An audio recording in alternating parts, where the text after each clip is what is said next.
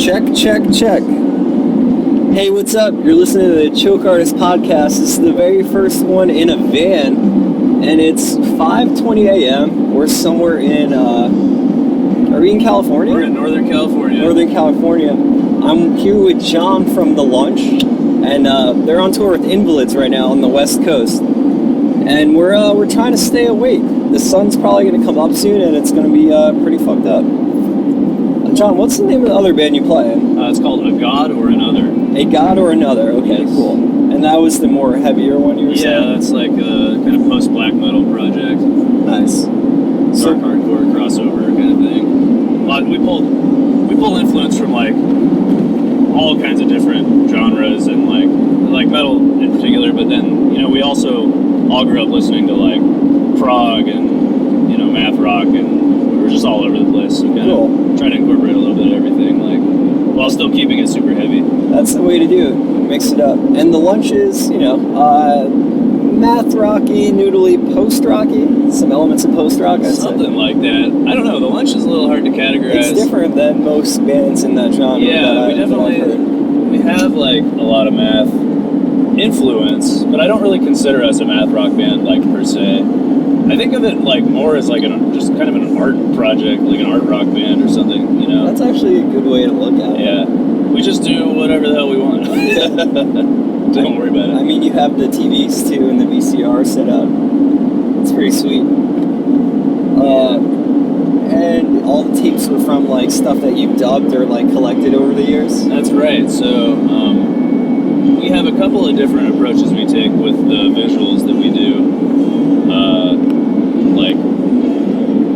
We have, first of all, these like videos that we've created where we've like edited things together, like found footage that we have, or like found weird videos on YouTube, like things, like I'll go on, there's this website that shows YouTube videos that only have like 10 or less views ever. And you find all kinds of weird shit. Super rare on there that nobody's ever seen, or like, just classic things, like we'll edit, scenes from movies or like TV shows that we really like we tend to pick the more bizarre things that, kind of work together. I think I saw an Applebee's commercial. Oh yeah, so that's another one too that Mike made that like, we just took, we downloaded like tons of commercials on YouTube, and then we took out all the text. So like anytime text appears on the screen, we just would take that out. So it's just like all this stock footage of like food appearing, and like you just see people moving food around, and you're looking at food, and it's like professionally shot, and it looks fantastic, and it's just bizarre to see over and over and over again. While watching a band play. It's cool though. So we do that, and then we also have like this Goodwill by our house, by our houses, I should say. It's like the Goodwill outlet, and so they take all the stuff that they can't sell at the regular Goodwills, and they just like throw it into troughs, and people dig through the troughs, and like, it's just the weirdest crap there. So we'll find these videos that are like, how to maintain your lawnmower, or like, there's one that was about a Kirby vacuum where this woman like shrinks down to the size of like an ant maybe, and she's inside of her carpet, and there's like germs all around her, and she's like terrified, and it's all really bad CGI, and it's super funny looking. That's great. Super surreal. It's the perfect vibe for. I mean, I dug it when I watched you guys too, because you have like the different colored lights and like all that weird stuff going on. It definitely adds. Like as long as you have the commitment and heart to lug the TVs around, that'd be the one issue. But besides that, I mean, it all fits in the trailer. So yeah, so it's been nice. Like, we used to use just I mean, we have CRT TVs, but we would use like external VCRs.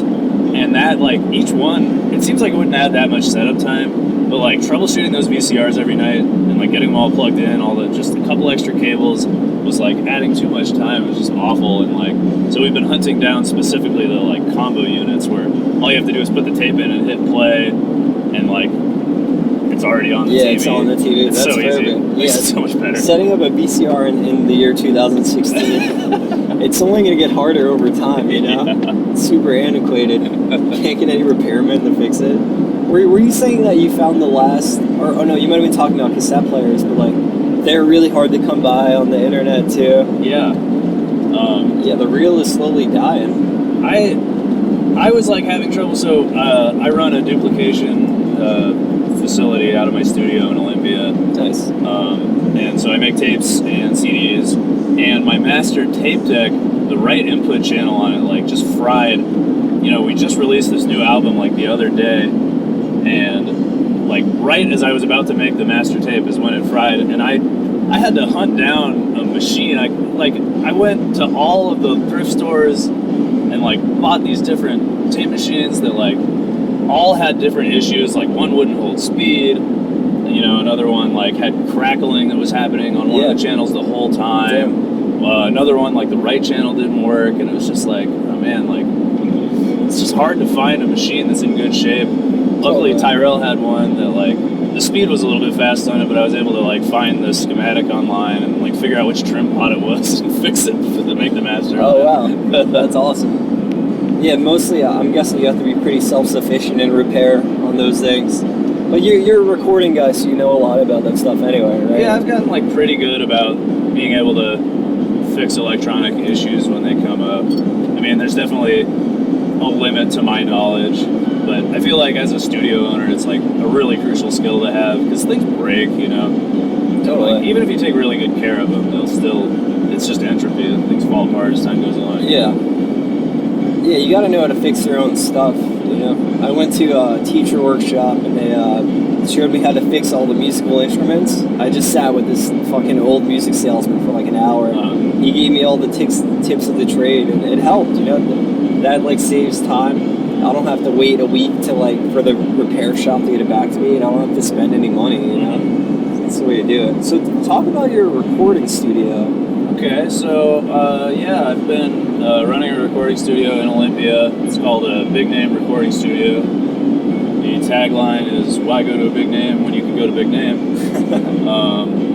And so I kind of cater to like middle ground musicians who like, you know, don't want to go to somebody who will do a whole recording for like a cheeseburger or something, you know. Yeah. But they also don't want to go somewhere where they're gonna have to spend, you know, $5,000 to record an EP and like not really even have it like mixed very well because they don't have enough money to like. Yeah, it's to play that game you need like, I guess the support from a label, or you just need to have like 10,000 upwards of money. So much disposable income to make an industry sounding record. So, you know, I learned that the hard way a few months ago. So I've been operating for about 3 years as like my primary source of income. You know, I do that full time. And that's awesome. I was doing it before, like occasionally. That was while I was like still in school, and like I wasn't sure if I wanted to dedicate myself to it. And as time went along, I realized like I can do this full time and like make it work and live, which was Olympia really helps with that because the cost of living there is like super cheap, so you don't have to like, you know, make too much money to be able to live comfortably there. And there's a pretty big music scene. There's a huge music scene in Olympia. It's a really, really unique place. Has a huge like history of all these like really awesome like punk bands that have come out of there. Just a really, really cool DIY sort of place. And it was pretty much the sister city to Seattle, I'm guessing, when like that grunge scene came up, and I'm sure there was a scene before that too. Definitely. Like there's been all kinds, like the Riot Girl scene came out of there too, and now there's like a specific, well, there's like the Cascadian black metal scene. There's like a lot, both in the Throne Room and Fauna are both from there, and they kind of like defined that whole genre. What else? There's like this hardcore, Olympia hardcore kind of sound that like Loss and I didn't realize they're from Olympia too.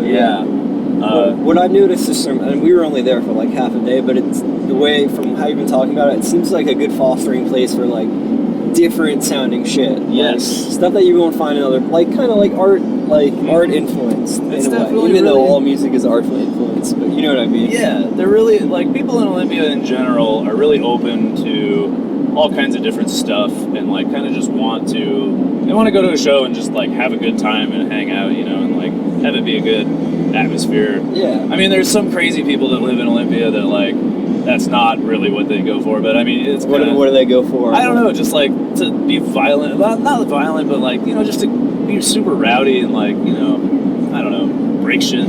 Yeah, like, just go to shows to mosh and fuck shit up. Those kinds of people that they're just crazy, you know. And it's like, okay, you gotta go, buddy. You know, there's a lot of you're getting too many venues shut down, or you're pissing promoters off. Yeah, but there's like.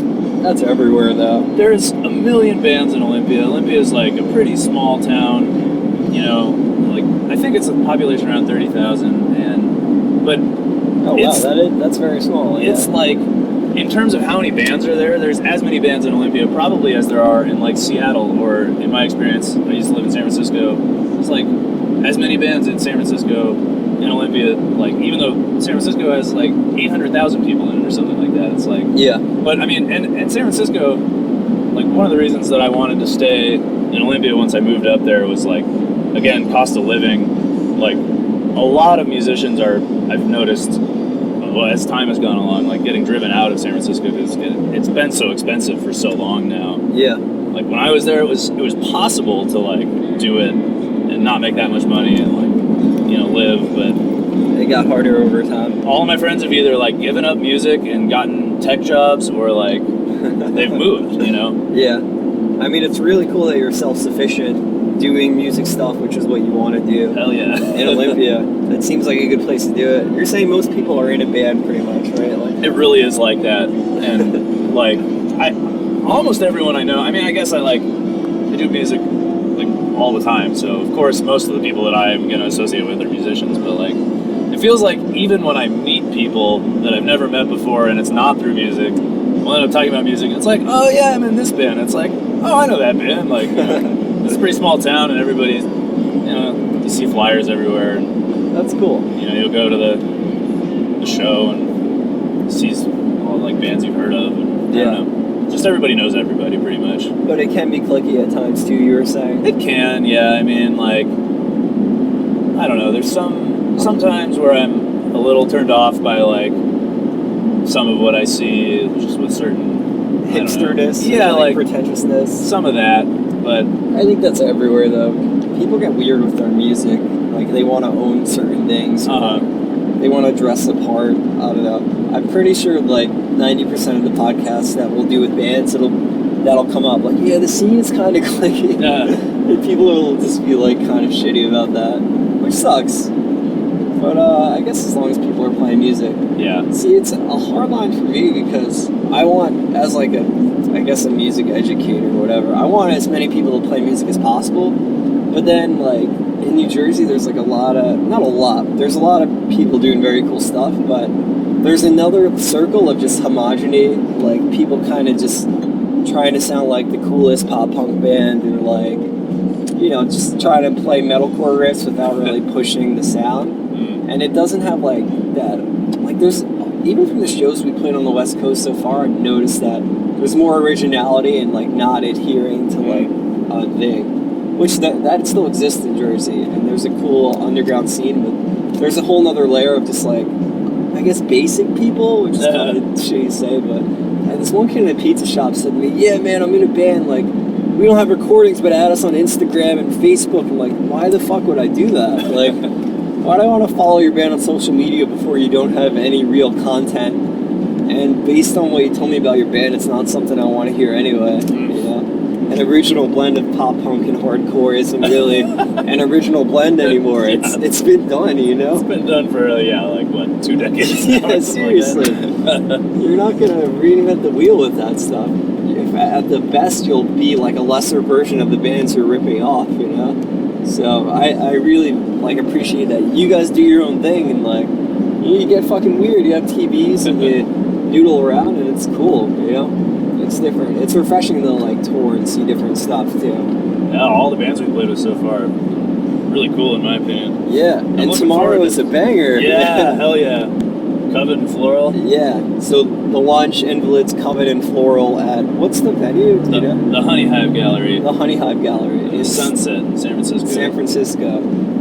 Right by the beach. Oh, really? Yeah. Oh, awesome. I had no idea we were coming close to a beach. Mm-hmm. It's it's August 5th and I haven't gone swimming yet in any way this summer, which is fucked up, I think. I haven't jumped in any pools. Oh man, you're missing out. Yeah. And it's technically August 6th now because it's 5:30 a.m. That's true. It is definitely today now. Mountain time. Sun's about to come up. Are we in mountain time? No, this is Pacific Standard. So is that an hour earlier than mountain time? Or? 1 hour. 1 hour less. Yeah. Yeah. Cool. But Olympia's in what time zone? Same one. Pacific. Oh, okay, cool. So yeah, it's like when you get in Montana and like midway through Montana and south of there is like where the divider is. Okay. So like Colorado and. I'm probably thinking when we landed in Phoenix, Wyoming. we might have been in mountain time still. I think so. That's what probably is throwing me off. I don't know that for sure, but I think so. I don't know anything about this area. It's insane to me. Because, like, you know, I've been touring since I was like 18 or like booking tours, so my geography of like the Midwest over is pretty solid. Had like a strange enough obsession with maps in high school to like route tours like in between during classes. But over here, I don't even know what city we're going to, because you booked all this tour, you and Mike, pretty much? Most of it. I don't know, I probably did like 7 of the days or something like that. Okay. Mike did a few, and then Pete did a few too. Oh, right on, yeah. So, yeah, you guys have a good layout. And Pete lived over here too for a bit, or at least like, well, yeah, he did live in California. Yeah, he lived in California and Oregon also. Yeah, pretty cool. And we stopped in Corvallis today where we went to school. Yeah, it was good stuff. But this is all new and exciting to me. I think for all of us, it's pretty cool. The West Coast is pretty cool. I have the opposite thing where like, oh yeah, weed California. Weed, next 3 exits. Wait, that's the name of the town? Yeah. Weed, California? Yeah. Oh, wow. They have all kinds of ridiculous merchandise at all the gas stations. Like. I think shit like that is helping it get legal because it kind of normalizes it, I guess. But it's crazy. We were talking before about how medical's been legal in California for the longest, right? I think so. Everywhere. But recreational still isn't yet. And it has been in other places. It's one nice thing about Washington and Oregon too, like, but just, I don't know, I like living in a place where I know, even though I don't really indulge very often, but it's like, I think that the drug war is ridiculous. And it's a step in the right direction that people are not going to be getting thrown in prison for having, you know. A dime bag. Yeah. At least for like, I think weed stuff. Yeah. You know, I don't think heroin like there's like libertarianism that like, yeah. Oh, do heroin, it's fine, America, be free. But like, I think that you're saying there's a huge heroin problem in Olympia, right? And Seattle. It's a big thing in the Pacific Northwest, which is kind of sad. Yeah. I hate that shit. You know, it's not really in the music scene, which is nice. I don't really encounter it that much with like the people that I actually like interact with frequently. That's good. Yeah. But like, yeah, I mean, Seattle's crazy. You'll just be like walking down the street and you look in like whatever those things are called, like the kind of porch of a shop or whatever, and like there's just somebody there like shooting up and they're loving it, you know. Yeah. And it's like just out in the open, or you'll be walking around and there's like needles like just on the ground, you know, they've been used, and it's like, oh man, that's kind of sad and yeah, it's gross. Not sanitary. And those are like, it sucks that they're addicted, but they'll be very self-centered. All they want to do is get their next fix of drugs. Yeah. You know? So they are pieces of shit also at the same time. It's true. I've definitely known a couple of people that like have been lost to it. I don't know anybody who's like OD'd or anything, luckily, but like I know people. Friends of friends that have OD'd. But I had friends that were hooked, and it's a motherfucker. Yeah, dude. Like, I mean, definitely people that they get on it and then they start like stealing shit. Yeah. Try to fund their habit, you know, because it's expensive. Sure. Jersey has a bad problem with it too.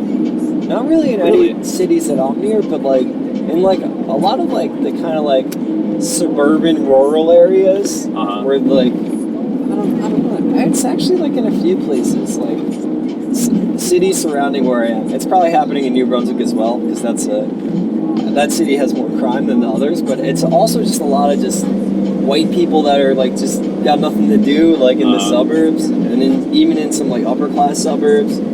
It's fucking weird, man. And then like you're hooked, you know. I think people get hooked on pills first. Oh yeah, painkillers. which is a OxyContin, man. Yeah, that one. Which is why weed could be legal, because then you don't have to fucking pump OxyContin and get hooked and then go to heroin because it's cheaper or whatever. Yeah. I don't know. You can't get a script. Doctors will write scripts quickly, you know, to get paid. At least over by us. Just so weird how, like, you know, one of the most addictive, like, types of drugs is, like, just prescribed out, like, willy-nilly, you know? Yeah. Yeah, it gets abused pretty easily. Yeah, I don't know. There's the South Weed Boulevard. Weed. I'm sure there's got to be a bunch of terrible merchandise. Oh, yeah. Maybe on the way back up, we should stop there. Yeah, I'm fine with that. Take a funny picture. Yeah, they've got, like, signs everywhere. So in Olympia, what's like... We were talking about music venues, I think, the other day, but where are the cooler places to play? Okay, so there's a couple of houses. The houses are always changing, you know? Yeah, it's tough to find one that... I think that first show we played was in Seattle. Was that house's last show? Anthill? For now, yeah. Oh, okay. They're trying to take a break because, like, they feel like they've been, I don't know, giving their neighbors, like, too much to deal with lately. So they're going to take some time off. Yeah. The Anthill is, like, probably my favorite Seattle venue. That was really an awesome show. It was great. Sick. They were talking that, like, the neighbors were mad if people would sit outside and smoke cigarettes. Yeah, it was more just the smell of the smoke that bothered them, I think. Okay. Yeah. Wait, did they mean their upstairs neighbors or like people across the street? Did you see how there was like that? There was like a next door house that it was basically just like a big wall, like right behind the house. I didn't even see that. So I get it if people are loud and stinking up the place. Yeah, especially if I don't know if they are, but like if you're like allergic to smoke or whatever, that's possible, right? Aren't some people are allergic to cigarette smoke? Yeah, tobacco. Yeah. That could be really bad if it was just like you couldn't get away from it in your own home, you know? Yeah, sure. It does. Running house shows does like have a grueling effect on people nearby. Yeah. If it's causing issues like that, it doesn't always, but yeah. What's it like in Olympia? Like you're saying it changes over a bit? Yeah, there's a lot of house venues, you know, that like as time goes along, you know, it's a college town, so people want to host parties, and you know they like move into these places and they live there for a while and then they move out and like you know the place closes down and another house venue opens up, and there's like awesome ones that come and go. There's some really cool bars in Olympia too. There's like one all ages venue that I really appreciate the fact that it exists. Sure. Because they'll let anybody play, basically they'll let anybody book a show, and so like you know people who don't really have a lot of experience can like get their foot in the door and like learn how to play a show, you know. Is it just the venue or do they supplement their money a different way? It's kind of an annoying place because like okay, so what they do is they have 2 shows every night. They have an early show that's all ages and then a late show, and the late show starts at 10, the early show starts at 6. Okay. And they don't provide a door person and they don't provide a sound person, so it's just basically you know you just book a day and one of the time slots, and then they just say you take care of yourself, like do whatever. You Is know? anyone there to oversee it though? Or? No, not really. Oh wow! And the employees don't care. They don't care about anything about the shows. So it can be kind of a disaster sometimes, like when the early show doesn't know about that, and there's like another show afterwards, and people start showing up, and they're like, "What's going on? What do you mean it's double booked?" Like you know. Yeah. And it runs late because they don't have a sound guy. Yeah. Or to help with and yeah, like touring bands come through and they're like, "What do you mean there's no door person? Like, how are we supposed to charge? Who's gonna do it?" Yeah. You know. Someone. You know, but it's great that at least there's one all ages venue that's like a space that's not ever gonna get shut down. I'm glad that happens. Do they take a cut of your money or? No, they just let you do whatever you want with the door. Sick. So wait, who owns? Like, why is the person that owns it? Why are they doing it? Oh, it's also a bar. So yeah. Oh, okay. There's an all ages show and then the late show is like 21 plus. Yeah. Okay, that makes sense. Yeah, there's always got to be something. So that place is kind of weird. But then there's 2 bars in particular that are like the super cool ones. There's one called Cryptotropa, which it opened right when I first moved to Olympia, and I was like one of the first people that was like going there with my friends like regularly when nobody went there. And Were they doing shows there at that point? Or? No, not yet. So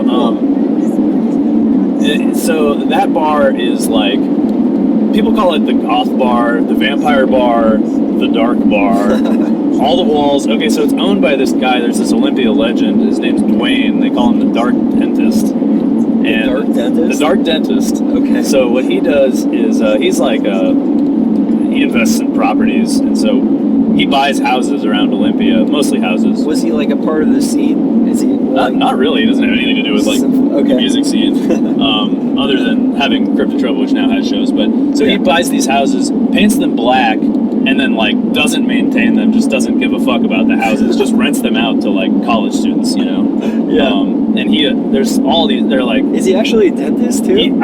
As far as I know, that's true. Okay. A dentist / like landlord. Yeah. Okay. It's a weird combo. So he has Cryptotropa, and like that place is, all the walls inside are black. You know, it's like totally dark, just like these low red lights. They have like a free jukebox with like obscure black metal and industrial music on it. Yeah. You know, just like weird stuff. And like old prog too, like there's some Pink Floyd on there, and like, I don't know. And they make like fancy mixed drinks that, you know, like they'll infuse the alcohol with like, I don't know, ginger or like various flowers, and like the bartenders there like really take pride in what they do and make these really interesting drinks. So like they all have their own like specials that they do. Oh wow.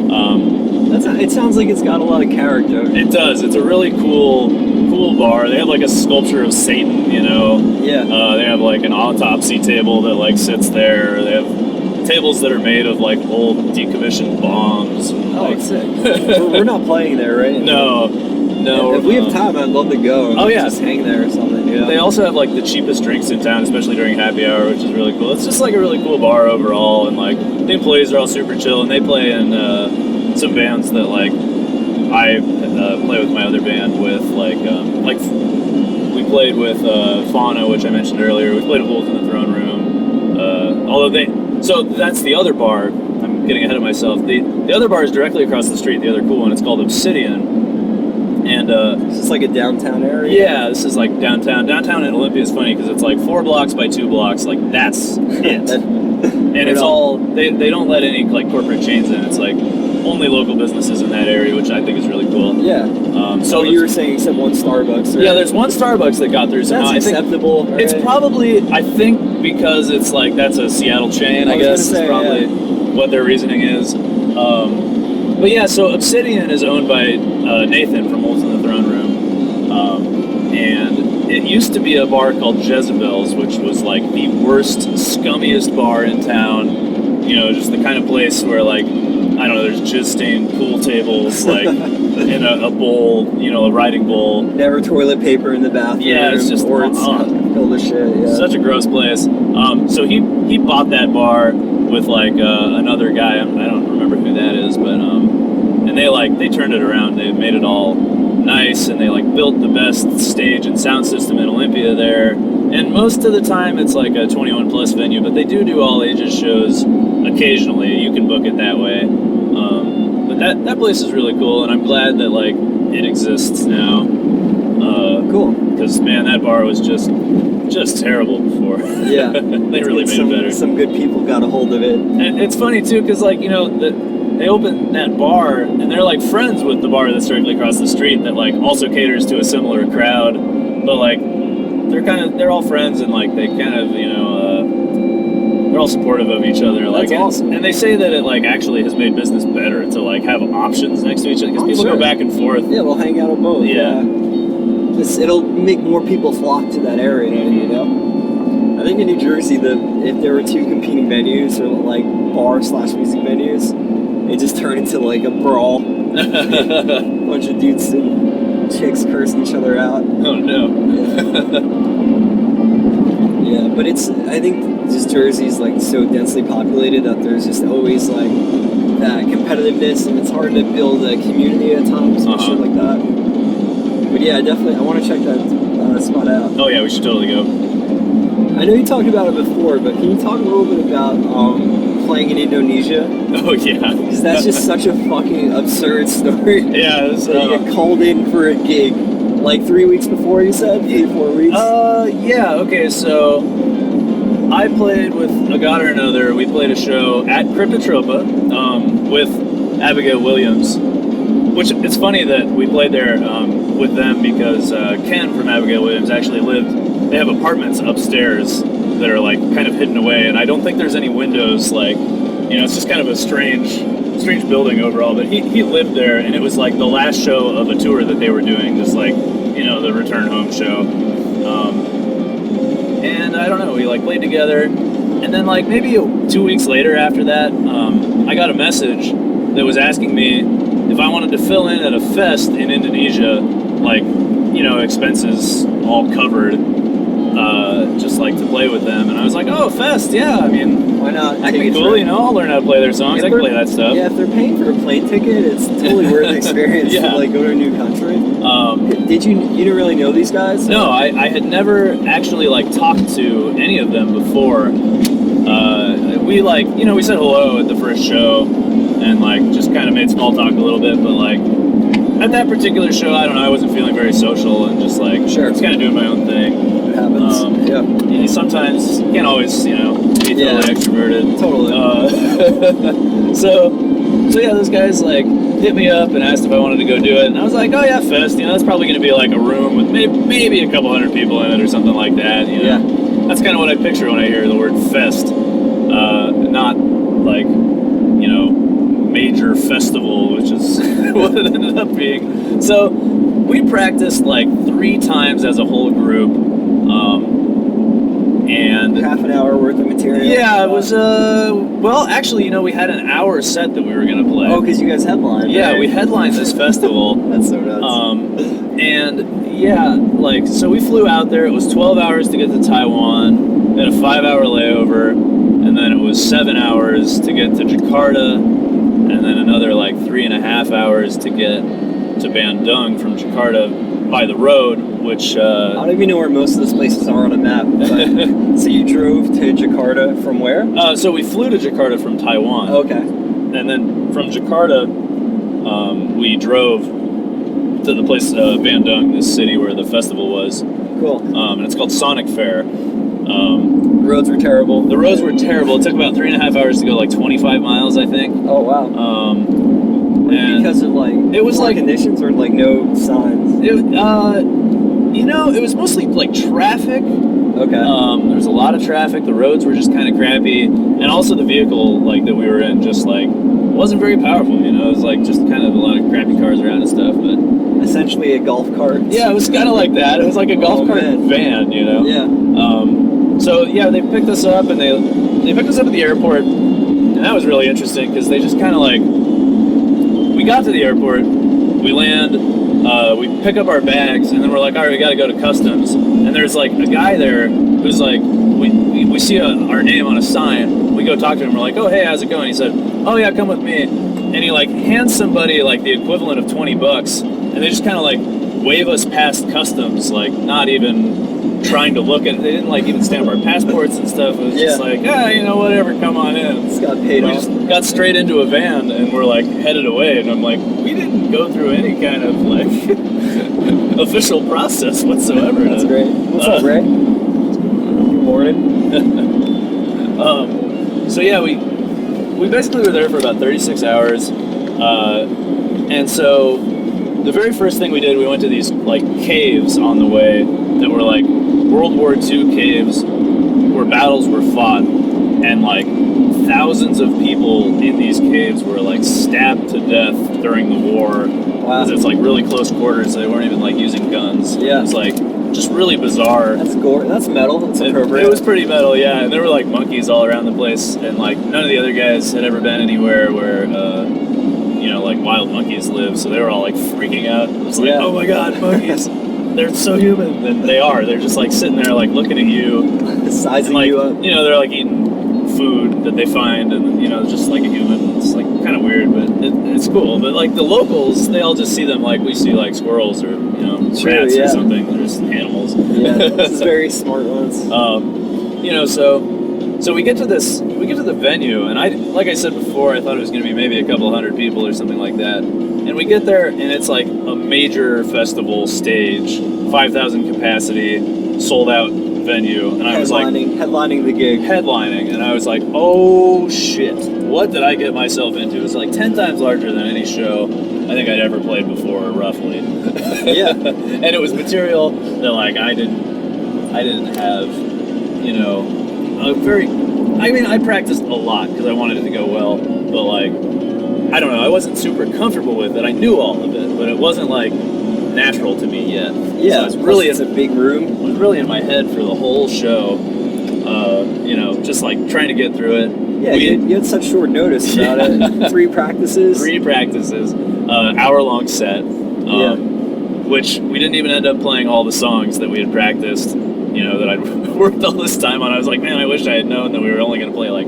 5 of the songs, because then I would have just dedicated myself to those ones and gotten really good at them. Sure. You know, but yeah, we brought our own front house engineer, and she did a great job, but the monitoring engineer was like some Indonesian guy who didn't speak a word of English, and our monitoring situation was totally fucked up. It was like just all I could hear was drums. I literally couldn't hear any bass guitar, or vocals. That is so terrifying. I could just see them like playing their parts and like cueing me when to start the songs, basically. But yeah, all I could hear was like kick drum, snare, and toms. It's already hard to communicate with a sound guy always, but the language barrier must make it much harder. So Ken, the front man of AGOAO Williams, you know, like it's really his project. Like he was so pissed that he could only hear his guitar and his vocals. His vocals were so loud, and like his preference when he plays those kinds of shows is just not to use monitors at all. But we like couldn't communicate that to the guy, so we said, "Oh, screw it, we'll just play with him." So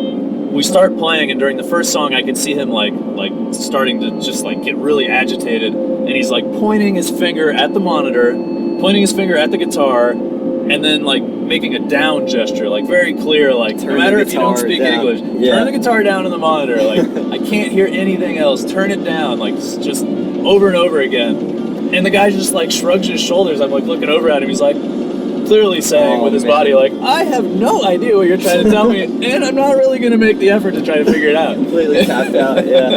Oh, that sucks. So he like ran over there and he's like, turn the guitar down. The guy's just, I don't know what you're telling me, you know. So we just ended up like dealing with it. It sounded okay still? Yeah. At least you had your friend doing the mix. She said it sounded good out there. That's good.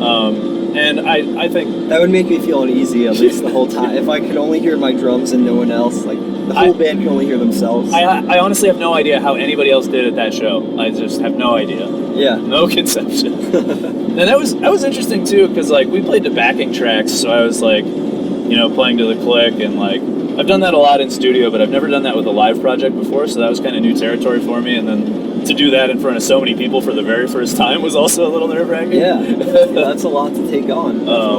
And the set got cut short because it became prayer hour. Yeah, it was like call to prayer. So we get like 5 songs in, and this guy runs out on the stage. He goes, "You got to stop playing! You got to stop playing!" And we're like, "Why? What's going on?" And he says, "It's call to prayer. You can't play during call to prayer. It's illegal." And we're like, "Oh shit. Okay. Like, are we done then?" And he said, "No.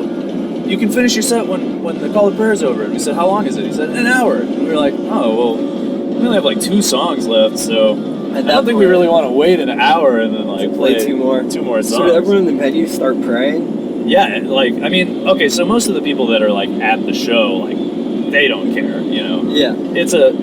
But they're also like very respectful of like the religion, you know, like in general, I guess. So what religion was it? Islam. So there's like heavy Muslim population there that like I guess is embedded in the laws of the country. Sure. It's not like Sharia law or anything, but you know. Yeah, they still have it. Yeah. So we just like stopped, and so after the call to prayer, we were told originally that we were going to do a meet and greet that was like, we were told we'd get some beer and we would hang out in a tent, and like fans would come People would walk up and they'd chat with us at their own will. Yeah. Sure. You know. And so once the call to prayer was over, our guide guy comes in. He goes, "All right, guys, it's time for the meet and greet." And he brings us over to where we're supposed to be. And it's like this other stage that they've built where like they give us all microphones and they have us over the mains on the PA, like, and they're doing an interview with us where they're like, that's a panel. That's totally like, you know, through a translator too. And like fans are asking questions. And like, you know, me and the bassist, you know, we were just filling in, so we didn't talk because it's not our place, you know. Sure. But there was a translator as well. Yeah, there's a translator, and so, it down. So there's some kind of like odd, probably miscommunications at some points, you know. But it was just really bizarre to like, and there were like so many cameras pointed at me, you know. And then once we were done, people were like grabbing me and taking photos with me and like asking me to sign stuff, and I like that, you know, I'm like, I'm not even in this band, you know, like this merch that I'm signing is like the only stuff that's ever gonna have my name on it with this band. It's really weird. Indonesian rock star. Right? Yeah, just for like a couple hours I got that treatment. I think a lot of people are just stoked on American culture in other countries. It's so, I guess, foreign to them and cool. Yeah. But that's awesome. It was quite an experience. I mean, I don't know if like when I'll ever get an opportunity like that again. I hope more come my way as time goes along. But yeah, you could totally play in Canada. You get to Vancouver. I'm sure it's like 6 hours from Olympia. Maybe more. I don't know. Yeah, I don't know exactly. But Asia and Europe is a whole different thing, you know. Yeah. So the guy who was our guide, his name was Fami. The band got it through their management, right? Yeah. A headliner drop. Yeah, I don't remember who the headliner was. It was like some major mainstream metal band, and yeah, they dropped off like last minute, like 3 weeks before the festival, and so the management group, that they shared, like then was like, well, who else on our roster can play this? Like, oh, I guess AGOAO can, you know. So they had them do it. But yeah, so the guy who was like our guide.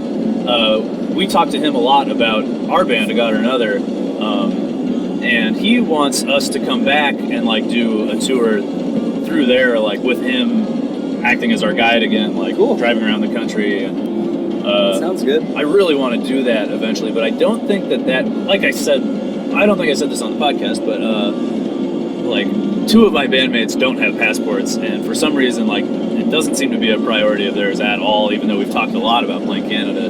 Yeah. And we have bands from Canada that like tell us every time we play with them, like, please come up and play with us. Sure. At home. You can come up and use all our gear if you want to. Like, don't even have to bring it, you know? Perfect setup. So, which is what the lunch is doing for Invalids right now. Which is fucking sweet. So this tour, I think it's worked out. The logistics of it are pretty cool. Yeah, the 2 shows have both been cool, you know.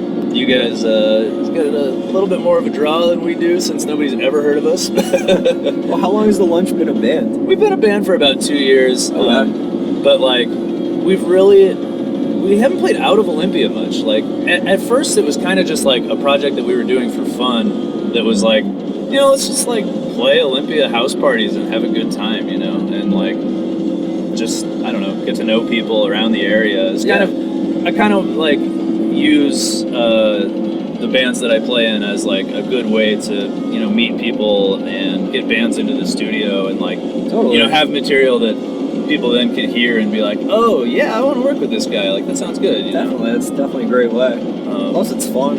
Yeah. Yeah, but I'm really glad like that this happened. You know, that we're doing this tour. I definitely want to do like more playing out with this project. Yeah. And you guys just released a new record the day the tour started, right? Yeah.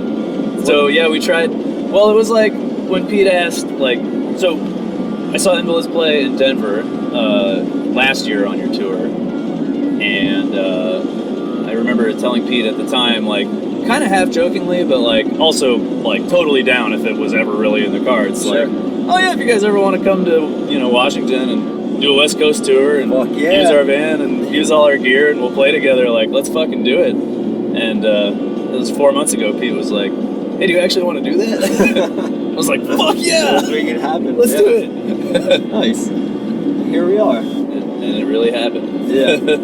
It's been really good so far. What's the name of the new album? So our first EP that we put out was called Thinking About Stuff, and the follow-up that's the full length is called Doing Stuff. Nice. I don't know what we're going to call the next one. Maybe Things Have Been Done or something.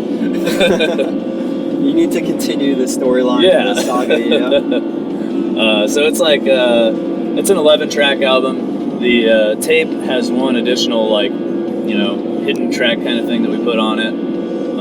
Oh, the prank phone call, right? Yeah, so Perfect. called this guy that we know through the internet.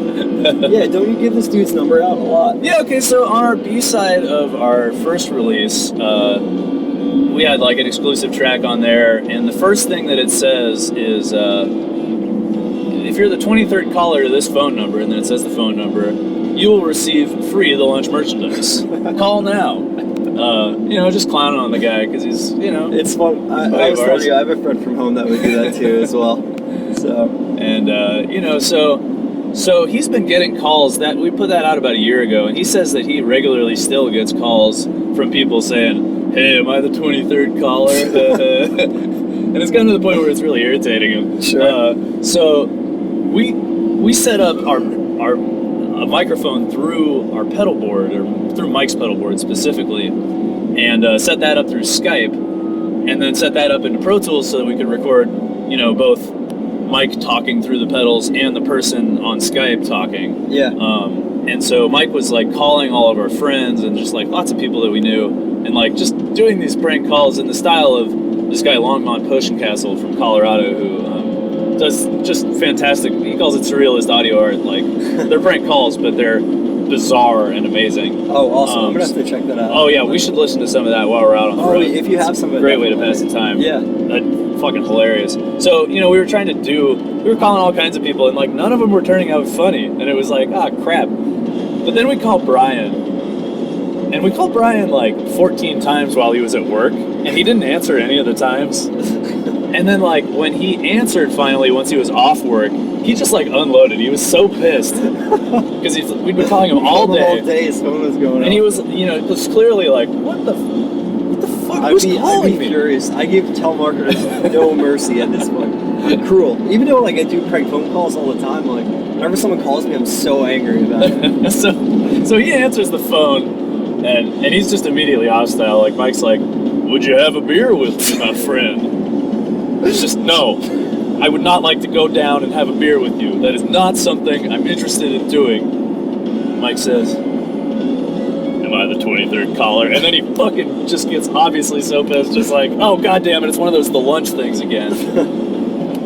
And that's a perfect secret track though. That's so fitting. So he just unloads, just like, "Well, how about this? Put my size 13 boot up your ass, buddy," just like screaming at him, and it's so funny. This dude's from Olympia? Or? This guy lives, oh shit, I don't know where he lives. He lives in Philly. Okay. Oh wow, so he's close to us. Yeah. Did you guys grow up with him? No, so he's another part. So like, the way that me and Pete originally met is through this like tablature forum that existed called Tabit that nobody uses anymore. Which I know people that still do. Actually. I mean, people use the program, but the forum. Not the forum. Yeah. So like, we all like kind of grew up like writing music together over the internet and like critiquing each other's stuff and kind of growing off of each other's compositions. That's and an awesome like music community to have. And it was pretty small. There were only, really there were probably 150 like real members, and even like maybe 50 that were like regular posters, and we all like really got to know each other on like pretty personal level. Sure. As time went along, this was like back in 2003 was when I first joined. Wow. And so Brian is another member of this forum, we just, I don't know, we always mess on him. Yeah. Fantastic. He's like good about it, he doesn't like get pissed off, like really, That's he likes good. being a part of it. Yeah. I think. It's always that love-hate. The friend who we do it to, one time he seriously went off on me, but it hasn't happened in like 10 years, so I just kind of kept doing it, about like giving his phone number out. Uh-huh. So we used to like write on demo CDs that we would hand out. We made like a rap hate song about him. Uh-huh. It's really fucked up. Like it's very cruel. It brings up a lot of bad things about him. And we give his phone number out in it like 2 or 3 times. Nice. And then on one of the bands I'm in, at the end of our last track, you hear me dialing his number, and he picks up, and then the next song starts with the lyrics, "Fuck you." Because the rap song we made was called "Fuck You Miles," which is his name. So It's fun to, you know, play the pranks. His phone number is 732-646-6456. So, just want to get Call that now. out there. 23rd caller wins a prize. You know? All right, so I wanted to play a song from the Lunch album. What I'll do is, like, when I upload this, I'll drop a song in, and that's how we'll close it. And I'll probably, after that, I'll play the prank phone call guys. Oh, cool. Stuff, too. So what's a song from the Lunch album that you'd want to play on here? Let me think for a second. I think my favorite one is Bison Transit. It's Okay. like the closer, you know, we have like one last kind of mellow track, but like that's kind of the peak of like the album in my mind. Awesome. Cool. All right, so we'll get that started, and then we'll play. What was the prank phone call guy's name? His name's Brian. That track is called. Oh, I mean, the dude from the guy who did the art. Oh, Longmont Potion Castle. Okay. Yeah, I could give you some suggestions as to some choice tracks from him. Okay, cool. That are kind of in the same vein as what, because he has kind of a I don't know, a variety of different things that he's done as that. We'll put it on in a bit too. Sweet. I definitely want to hear that. That sounds fucking fantastic. Yeah, Mike's got it on his phone, so. Cool. All right, man. Well, thanks for doing this. Yeah. You're welcome. As long as the audio is permitting, we'll get online. But it's see. been showing up fine. So. Yeah. And the sun is coming up in probably 15 minutes. It's pretty light out, so that's my guess at least. It's a good way to spend an hour and a half. Yeah. That's some time. Cool. That's fun. Yeah. Hell yeah.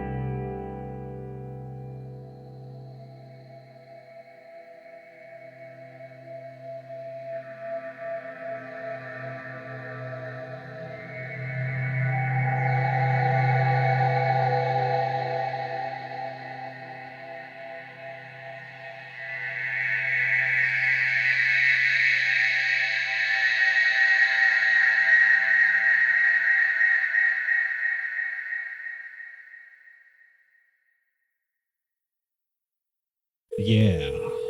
Twist and shout. Hi, how you doing? Pretty good. How are you doing? Super. I was looking for that that R&B single. Who? The R&B single. It's like triple check, double check, triple check, triple double check, triple double. You don't know what it's called? Triple double check, triple double check, triple check, double triple check, triple check, triple double check, double. It's like that. Okay, hold on. Otis King, I think. Excuse me? I think it's by Otis King. Otis King? Yeah. Okay, hold It's on. like just it's a like sec. triple double flip, a couple double chip, double trip, double chip. It's like triple double flip, a couple double chip, double trip, double chip. double flip. A couple double. So I was wondering how late you're open to. Triple chip. It's like Hello? yeah. How late you're open? We're open till 10? 10 p.m. Right. Do you want me to check on that album for you? Do you have anything by Dugan Nash? Can I ask you what you're speaking through?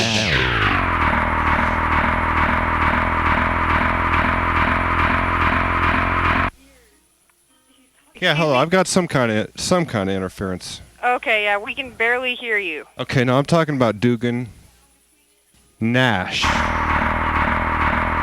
Okay. Can you spell the first name? Nash. Okay, hello? Yeah. Okay, I can barely hear you. Is there any way you can... We're getting really weird interference. I can not understand barely anything you're saying to me. Dugan Nash. Okay, can you spell Dugan, please? D-U...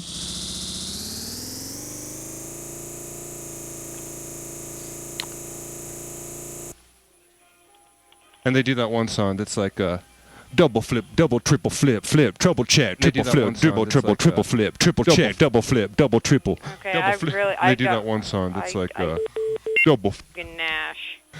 It's not in our They do system. that one song that's like double. Okay, hello? Yeah, I'm here. Hello? Yeah, I'm here, young lady. Okay, I'm sorry. I'm not trying to be rude, but I mean, I'm getting this really weird interference, and I can barely understand what you're saying, and it keeps cutting off in the middle of when you're talking. Let's try again. Dugan. Okay, I already looked up Dugan Nash. Okay. But Let's try again. Dugan Nash. Okay, I just looked it up, and I'm not seeing anything in our system by Dugan Nash. How about Orville Sash? Orville Sash? Yeah. How about Orville Sash? How about Orville? I'm sorry? Yeah. Okay. I'm getting, like, feedback. Your voice is echoing. I don't understand. I really don't. Well, I'm not trying to, poke fun at anything. Well, no, I'm Sir? Yeah, Okay. I'm here. Okay. Orville Nash, right? Yes, I looked up Orville Nash, and I could not find it. And Nash. Okay, goodbye, thanks.